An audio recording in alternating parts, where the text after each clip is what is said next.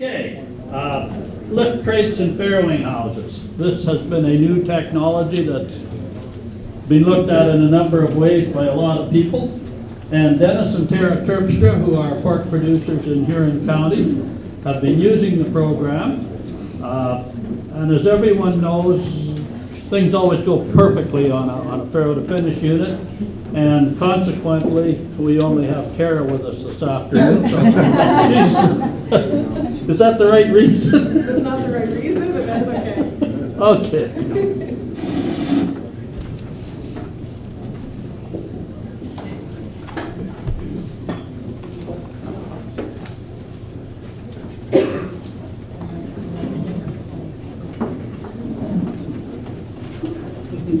Okay, so lift decks, do they really work? I think they work. I've had them for 3 years now at our operation. So a little bit about us. So I want to fill you in a little bit about our history. Prior to 2015, my husband was in hogs with his brother. We were 1,000 sows, farrow to finish, 3 sites. You always look at numbers in the industry. The industry average for weaning is always 25, 26 pigs per sow. Well, we were below the average weaning. Couldn't understand why can't we get there? So in 2015, my husband and I had the opportunity to separate our farming operation and go on our own. And one of the reasons why we chose the lift decks is that big question. Why can't I wean more than 25 pigs per sow? What am I doing wrong? Is it my crate? How do I eliminate my pre mortality? All those questions came into play for us. So when we first started looking at building, and we had to build to the new pig code, which means we had to look at loose housing, and we thought, okay, we're going into debt this much money for the next 20 years of our lives into farming. We have to do something. How do we change this to eliminate some of this death loss? So as some people already know, I've spoken at a few other meetings. I have no agricultural experience. As much as I did the books since 2001 for our farming operation, I was never in the barn. Our youngest went off to school, and I jumped in with 2 feet and jumped into the sow barn. So in 2015, we had the opportunity to build a sow barn, which houses 370 sows, farrow to finish, with a 100-foot connecting alley that joins the existing cold nursery and finishing site. So we are one site, farrow to finish, 370 sows. At that time, we actually built an airworks barn. One half of the barn is all the loose housing. So the one whole side is the loose gestation. The other half is 5 farrowing rooms and 3 hot nurseries. At the time, in 2015, we had been to quite a few meetings about PED and spreading it, how to eliminate it. A single site location isn't ideal. Neither was our free site. When we got PERS, all 3 sites got PERS. So we thought, okay, we're going one site. So we actually, with the help of our vet and other industry leaders, they said add on that extra farrowing room, so we went ahead and did so.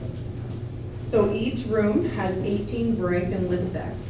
We installed a 6x8 crate, and we actually spent a little extra money, and our sows entered from a hallway in behind the crate.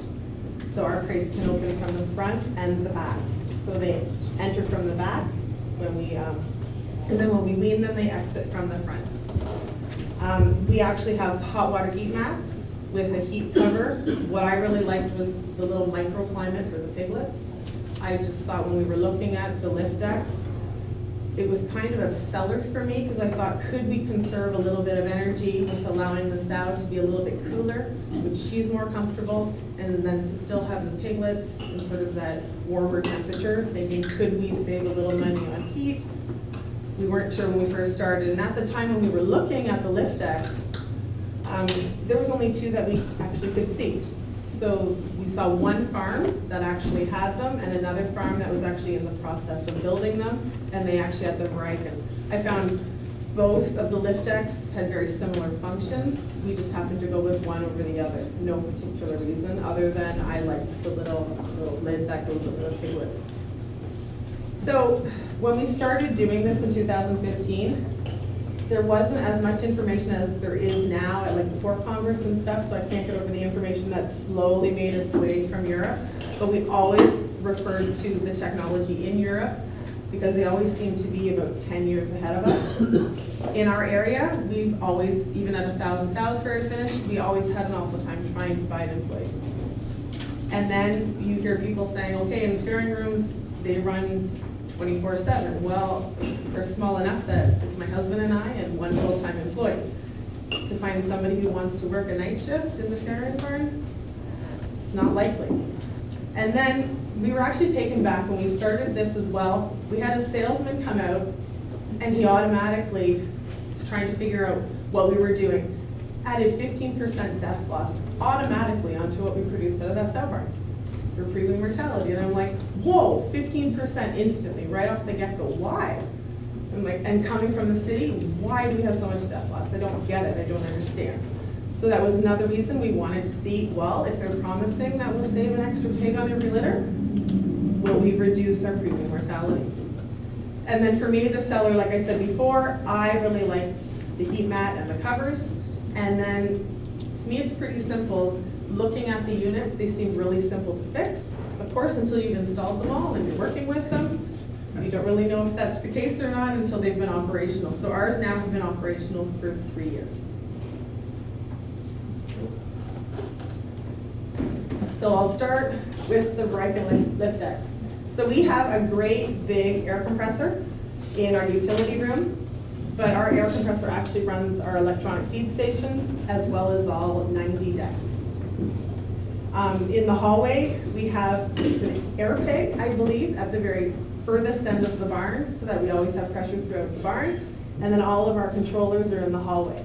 So the controllers, you can control whether the decks are all up so that when you're pressure washing and you're cleaning, all the decks stay up until they dry. You can control whether you have one side of the room off, or you can have them all off, or you can have them on so that they constantly go up and down. So you have control of everything, and then when the air releases, the air is actually keeping the fairing room quiet, and the air is released in the hallway. So when you close the door, the fairing room stayed really quiet for the sows. So a little bit about the deck. This is our deck. It's a 6x8. If I had my time to go back now, knowing what I know with my production numbers, I would actually have put in an 8x8. I would have run an extra 12 inches of actual flooring. I would have actually made my crates bigger if I was to go back and rebuild. And you'll see why in a minute. So there's 4 air cylinders. So the actual part of the deck where it's kind of an orangey red color there, they actually come off. So those wrought iron plates come off. You can see the 4 air cylinders. There's 2 air lines that travel to each cylinder. There's one in the front and one in the back, and when it goes up and down, it's like a scissor hoist. It goes up and down. The sides of the stalls, like I said, can be opened from the front or the back, and there's locks on the front. The back of the stall can be flipped around for large sows or small sows. And then the little yellow, if you can see it correctly on the screen, there's a little trigger or trip switch that actually crosses the back of the sow. So when the sow sits up, or if the sow stands up, the trigger switch goes up. The deck rises. When she lies down, the deck goes down. And then just a tip, our air compressor runs on a variable speed startup.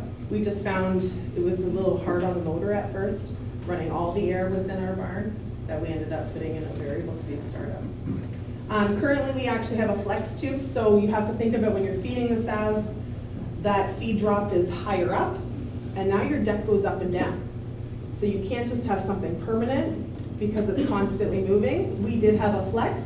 I am now in the process of changing that into more of a funnel with the PVC piping. So we're trialing a few other options for that. So there is the sow when she's actually sitting, so she's not even standing. You can see that her deck is elevated from the actual level of the floor. There's another picture as well. What I really like about the deck going up and down, typically during the first 3 days where crushings do typically occur, the sow, the minute she causes that trigger to go up, she goes up. I actually like that I have the cover over the piggy deck because that heat mat contains sort of a warmer area for that piglet that I actually do get less crushings just because my air room, like the temperature in the room itself is a little cooler, but the piglets, they move away from the sow, so they're not all laid out near her udder. They actually move back and they go back under, so I don't get a lot of injuries either. So these ones here are just 1 day old, but it shows how they gravitate towards that little confined area. So, I'm a little nervous showing all my numbers, but so in January of 2017, there's history in this year. This year would be all gilts because we populated the barn. Our first gilts came in October of 2016. We started farrowing in February, and then in March we got PERS. And we got Michael at the same time. So it's not a complete year, it's about 10 months worth of data, but it shows my born alive with just a gilt herd and some P1 farrowings. We have one full complete year for 2018. As you can see, my born alive. And then I did this year's stats from January until current, the end of last month. So it shows mine. Southwest went ahead and pulled some industry averages for me. So you can see the differences between my born alive and the industry averages. And then you can see my pigs weaned per sow. And the highlight more for me is sort of the pre-wean mortality. Probably wondering why I'm 5% less than everybody else. So there's the same information with the lift X, just shown a little differently with the columns. So percentage of lay-ons. And I'm not saying that it's all just my decks. There are 3 individuals in the barn, and we are there for farrowing. So I'm not knocking what we do as people, but when we also looked at these decks, I can't be there through the night. I have a family. My husband, I would like him to be around too, so there's no 24/7 the first 3 days of farrowing, where I know a lot of crushings do occur. I will actually give an example. In the last 2 weeks, I actually kept track of my lay-ons. So last Monday, so we typically have about 250 piglets that do arrive between Monday and Tuesday. Those are my farrowing days. Last week, I didn't have one crushing in the first 48 hours. At the end of that week, I actually lost a big chunky 14-day-old because the sow chose to lay on. And my decks go off on day 10. So then as well on the weekend right before we weaned on Monday, Saturday morning, had to be the biggest piglet in the litter. She had 15 piglets. She took her litter down to 17. She sort of crushed him in the back. I count that as a lay-on. And he was 3 days from weaning. This past Monday, we did have a lay-on in farrowing, and through the night we had another. So in a period of 14 days, I can actually count the 14 lay-ons that I had.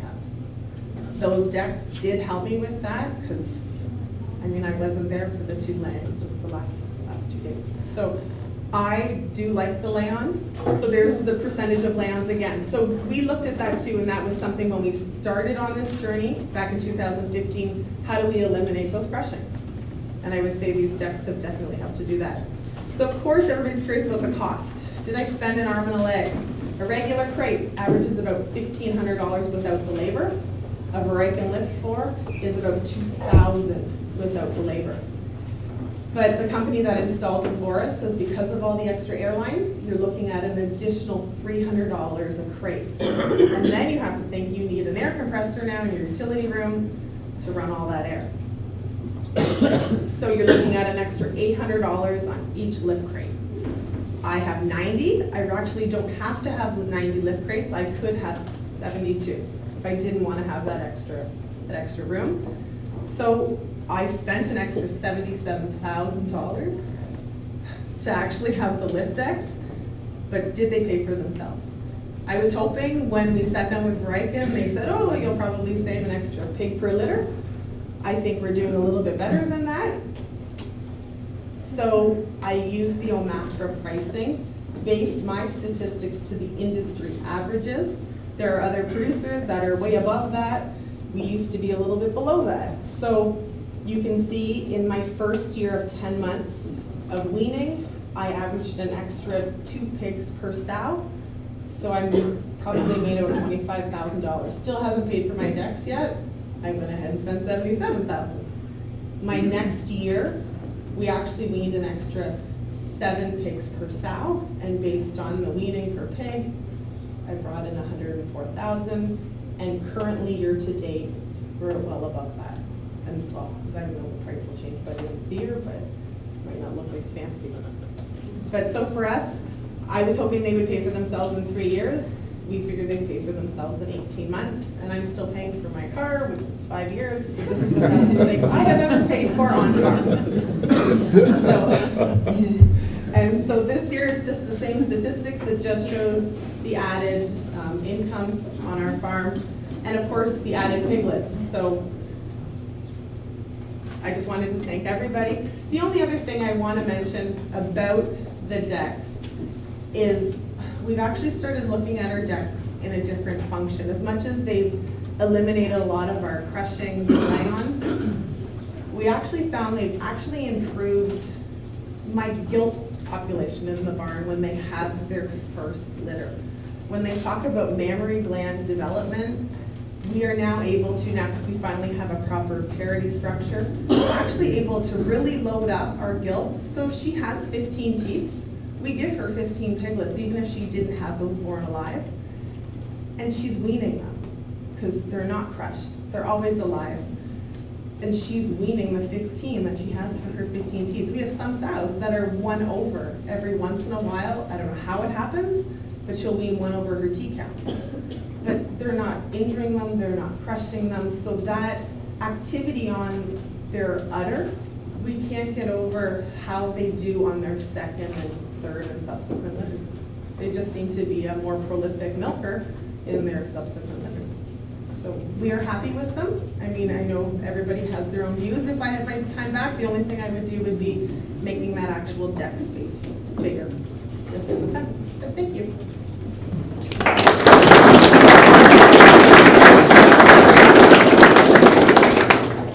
Thank you. Questions? Why do you turn them off at day 10? We give a second iron shot, so it just works with our system. We probably shut them off after the week, but it's part of our sequence and our protocols. When we give a second iron shot, then we shut them off on day 10. And by day 4, they're running up and over them anyways, so we could shut them off sooner. We just choose to leave them on a little longer. Sir?